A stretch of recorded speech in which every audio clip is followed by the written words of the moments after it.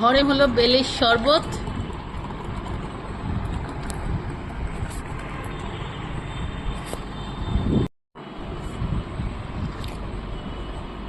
এখনো রান্না বান্না কিছু হয়নি, এদিকে বসে বসে বেলের শরবত করলাম করে, খুব সুন্দর। আর খেতে এই গরমকালে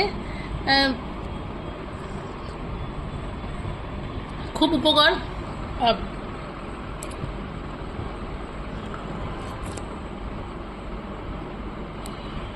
বেলটাকে ছাড়িয়ে নিয়ে আর বীজগুলো ফেলে দিলাম। আমি আলাদা করে বরফ জল দিইনি, ঠান্ডা ফ্রিজে জল দিয়ে দিয়েছি। আর ওর মধ্যে কাছে কমলা লেবু ছিল, মানে কামকট বলে একরকম লেবুর জাত আছে, সেটা দিয়ে দিয়েছি। দই ছিল না ঘরে। বিট নুন আর গুড় দিয়েছি, আমি একটু গুড় দিয়েছি আর লেবুর পাতা। দুর্দান্ত স্বাদ হয়েছে। সবচেয়ে কত বেলের খুব উপকার।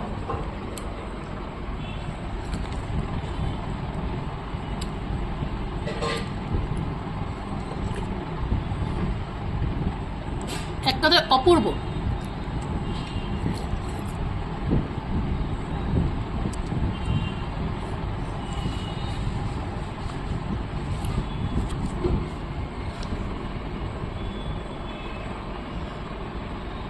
মাঝে মাঝে একটা দুটো বীজ থেকে গেছে, মুখে পড়ছে। হচ্ছে অপূর্ব অপূর্ব। বানিয়ে খান। আর এখন খুব পাকা বেল পাওয়া যাচ্ছে।